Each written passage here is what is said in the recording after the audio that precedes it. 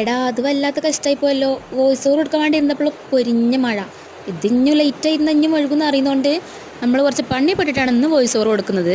എന്നാലും കുറച്ചൊക്കെ നോയ്സ് ബാക്ക്ഗ്രൗണ്ടിൽ ഉണ്ടെന്ന് അറിയാം. പക്ഷേ ഇതിഞ്ഞും ലേറ്റ് ആക്കേണ്ട വിചാരിച്ചിട്ടാണ് ഇങ്ങനെ എങ്കിൽ ഇങ്ങനെ വെച്ചിട്ടിടുന്നത്. നമ്മൾ ജനലും വാതിലൊക്കെ അടച്ചിട്ടും സൗണ്ട് തന്നെയാണ്. പോരാത്തതിന് ബ്ലാങ്കറ്റിൻ്റെ ഉള്ളിൽ കയറി ഇരുന്നിട്ടാണ് നമ്മൾ വോയിസ് ഓവർ കൊടുക്കുന്നത്.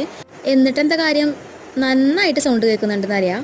അപ്പോൾ തൽക്കാലം ഈ വീഡിയോ ഇങ്ങനെ കിടക്കട്ടെ.